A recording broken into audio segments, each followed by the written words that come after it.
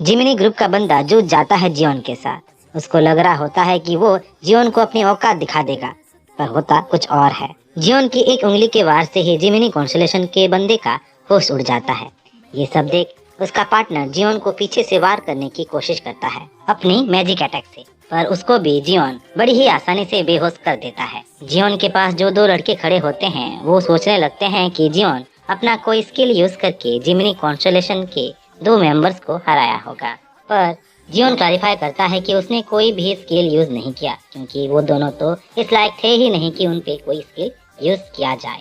जब जियोन बेहोश Gemini group के मेंबर को लूट रहा होता है तब उसको एक डिवाइन आर्टिफैक्ट मिलता है।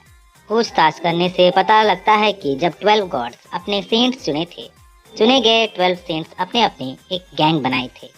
इन गैंग्स को वो डिवाइन कार्डर बोलने लगे। डिवाइन कार्डर में अवेकन लोगों को सेंट्स अपना डिसाइपल्स बनाते थे। उनको फिर रैंकिंग किया गया था अपने स्किल्स के ऊपर।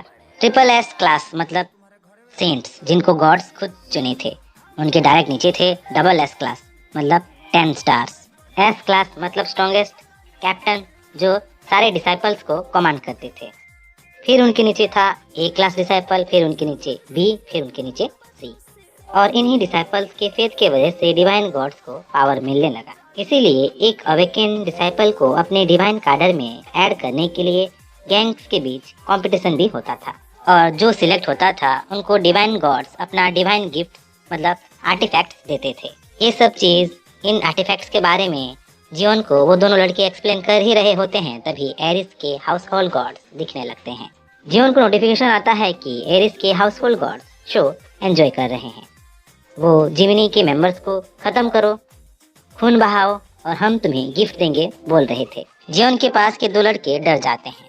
वो बोलने लगते हैं कि इन हाउस होल्ड गॉड्स को अपोज करना मतलब डायरेक्टली गॉड्स का अपोज करना है, और उनकी बात चुपचाप मान के इन दोनों जिमिनी मेंबर्स को मार देना चाहिए। तब जियोन एरिस मतलब रैम के सेंट को याद करता है और उसके पिग जैसा चेहरा उसके सामने झूलने लगता है। जियोन गुस्से से जमीन पे किक मारता है। किक के वजह से चारों तरफ एक शॉक वेव फैल जाता है। शॉक वेव की वजह से एरिस के हाउस होल्ड गॉड्स डर के मारे इधर उधर भाग जाते हैं और उनके द्वारा बनाया हुआ गया बैरियर भी टूट जाता है। जियोन खुशी से जिमिनी के सारे एक्सपेंसिव चीजों को लेके उधर से उन दोनों लड़कों के साथ चला जाता है। वो दोनों लड़के जियोन को लेके अपने घर के पास पहुंच जाते हैं। यहाँ पे हमें ये भी पता चलता है कि ये दोनों लड़के दोस्त हैं और एक दूसरे के पड़ोसी भी हैं। जब ये लोग जियोन को थैंक यू बोल के अपने अपने घर जाने ही वाले होते हैं, तभी जियोन अपना शर्ट वर्ट खोल के जिमी के घर जबरदस्ती का मेहमान बन जाता है।